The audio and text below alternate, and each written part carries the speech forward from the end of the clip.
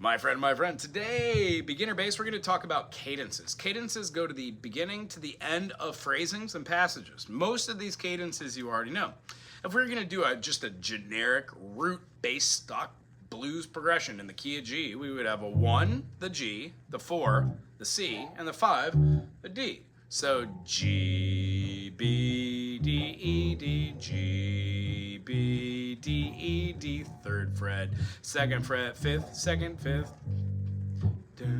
And then right above it for C, E, G, A, G. These are all the same patterns but different note names. That's why we practice the art of practicing to learn what these are. So when we're doing D, D, E, F sharp, G, A, B, C sharp, D, C, C, D, E, F, G, A, B, C, and G, G, A, B, C, D, E, F sharp, G, D, D. We can learn how to play blues grooves over this all day long and use high-end notes or use low-end notes. Working your way around the bass from one fretting or one position to another, it takes a little minute, but it all starts by playing progressions and cadences. So there are other videos in the series talk about getting a teacher, learning vocabulary, how to practice, what's a major, what's a minor, what are the different ways to play with your different fingers, and then dynamics. All these things lead to great beginner bass foundations. So being able to say that is one thing, but then being able to play that is another thing. So what I would suggest to the suggestible listener and audience is go through your circle of fifths like your C major, G major, D major, A major, E major, B major, F sharp major, C sharp major. By being able to go like 1, 3, 4, 5, 1, 3, 4, 5, 1, 3, 4, 5, 1, 3, 4, 5, 1, you'll get good at knowing what the notes are and then the patterns. Well, patterns are progressions, and progressions work with cadences. So let's say we're in the key of D, D major, E minor, F sharp minor, G major, A major, B minor, C sharp diminished, D.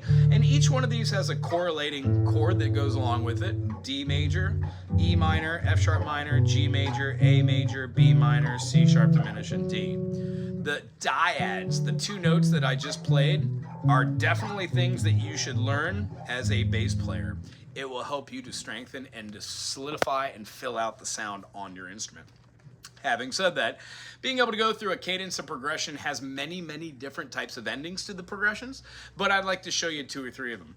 If we're doing like D, D, D, D, G, G, G, G, A, G, G, D.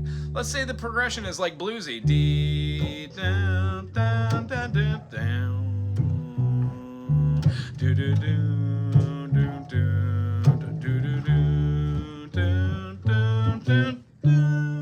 Some songs could just end on the 1 there, but a great way to play an ending is to play that 1 chord, find the 5 chord, and it just so happens in the key of D it's going to be the A, so we would play the chord below it in root position, and then go right back to our D.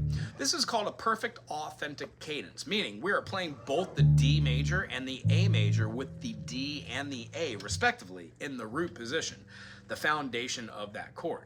So when we play this D or this D, including the 3rd, whether major or minor, generally major because you're doing a tonal resolution, you would have either that or the common tone.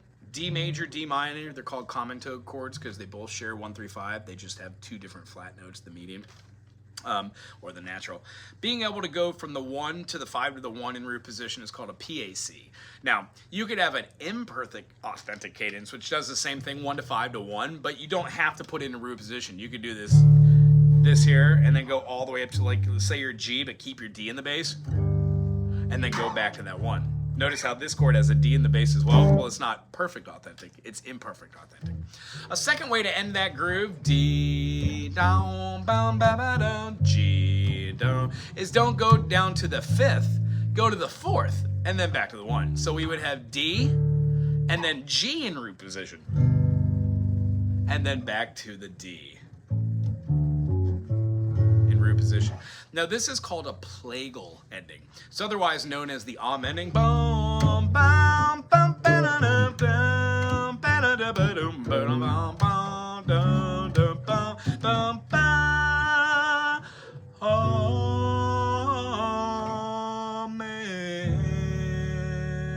Plagal ending, otherwise known as the Amen. The key we're playing in is D. So D, E, F sharp, G, A, B. B minor, when we play this sucker out, this B minor is going to be the deceptive cadence ender. So if we did D, blues, G,